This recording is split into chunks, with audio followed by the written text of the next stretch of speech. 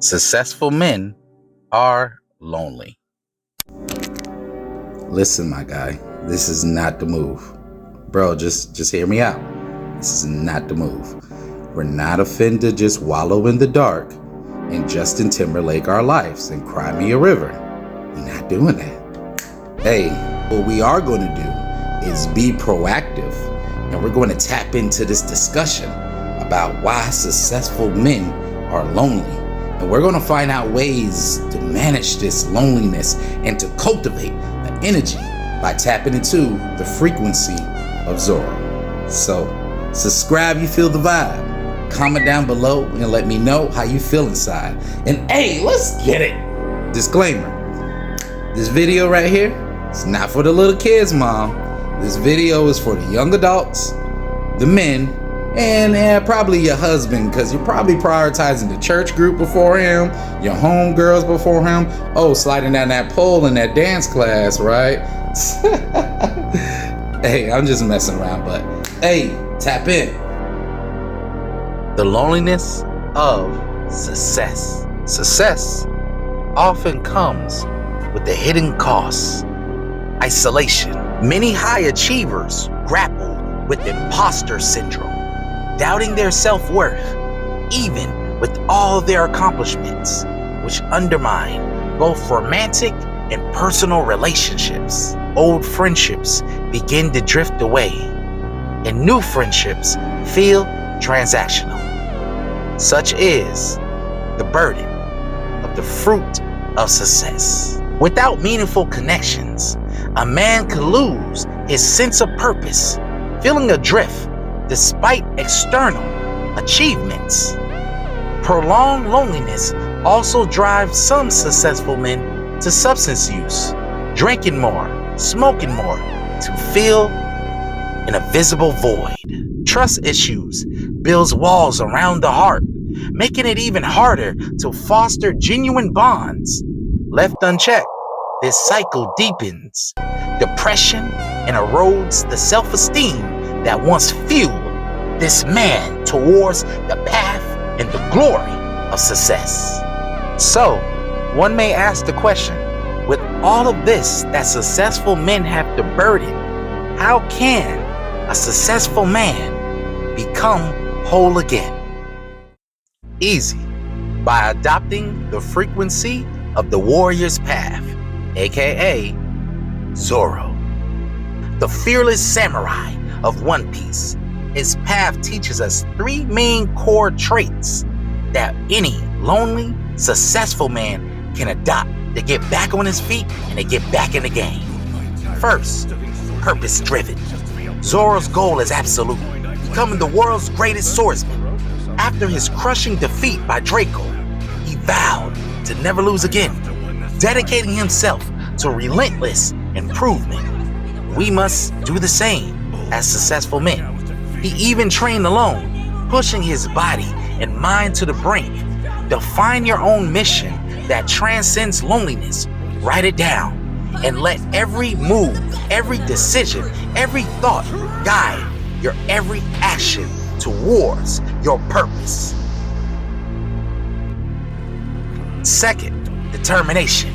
Zoro never quits, no matter how powerful the foe. Even when his battle against King, he stood up and against overwhelming odds, tapped into his strength and used his determination to slay one of Wano's greatest soldiers. Against the many foes that Zoro has slain, he always fought through, showing determination. Even with all the difficult challenges Zoro has faced from his many opponents, he always shows determination. We must, as successful men, apply that same persistence to our self-development. Anything that will better you, whether it's exercise, skill building, or community service, we must be determined in that. For how you do one thing is how you do everything. And building up this skill of determination is going to cross over when it comes to us developing ourselves to our greatest version and being able to foster relationships and communion once again.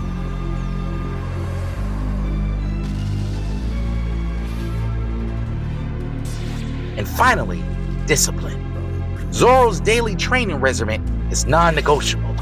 From pre-dawn, sword drills, to weight training and meditation, even 30 minutes of focused work compounds into unshakable confidence. For discipline builds your self-trust, and your self-trust builds your confidence. For the more times that you show discipline and that you complete your tasks, for your mind always keeps count. It keeps count when you said you was going to do something but you didn't. That results in lack of self-trust. But when you show discipline, and even through exhaustion, you overcome that task, your mind, that equals more self-trust, which equals confidence in who you are. Just like Zoro, time after time he collapses from exhaustion, he pushes himself to stand again, creating that winner frequency that naturally attracts better relationships. And confidence is one of the key ingredients that is needed to foster genuine relationships, to foster intimacy, and to foster even romantic partnerships.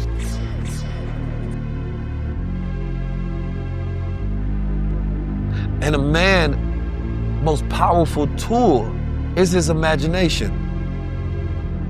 Your imagination is where you activate your body to respond and develop who you are, and it also controls your reality because it activates your reticular activation system. So your mind starts looking for the things that you're thinking and the things that you're speaking and the things that you're imagining. So if you're looking for negativity, you're looking for problems, then you're producing it in your reality. And then, how do we prove that we are men? What is a man? A man is his mind.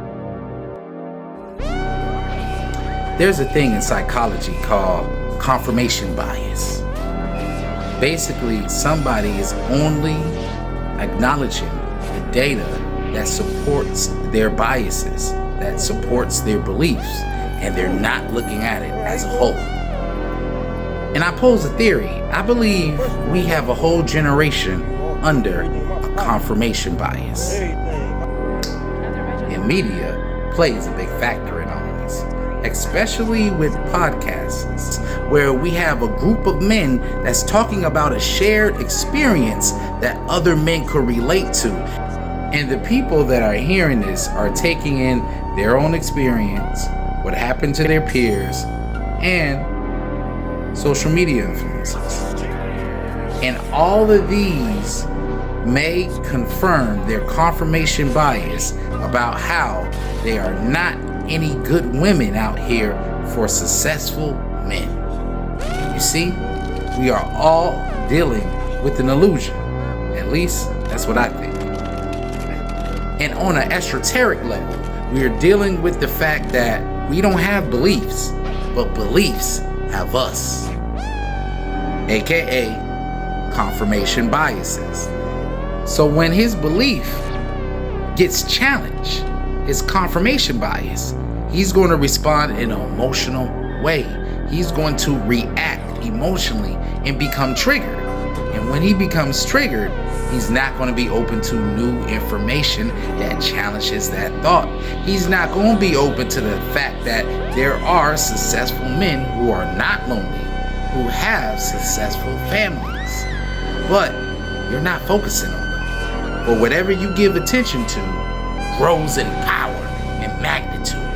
Hey, that's a bar. Let's get it. And it goes back to that saying, a man's greatest weapon is his imagination. And if his imagination could be directed to a perspective that doesn't serve him, then... But let's start doing this. Let's look at things by case. Let's start looking at things from an individual lens. Understanding that every situation is different. What happened to your bro and what they talk about on that podcast may not necessarily happen to you. And let's even be more practical. Let's change the environment. If we are having problems fostering relationships, both romantic and business. Let's change the environment. Let's get into a different world, get into a different field, change the atmosphere. Time to wrap this up. Just remember this. It's all a mental game. A man is his mind.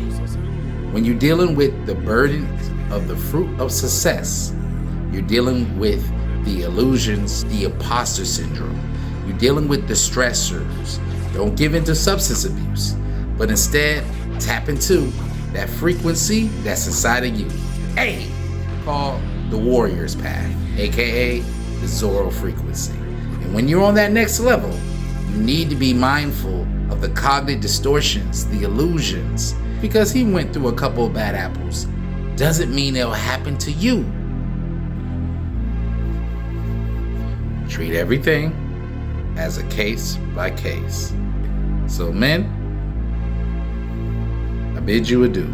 And remember that success starts with you. Hey, let's get it.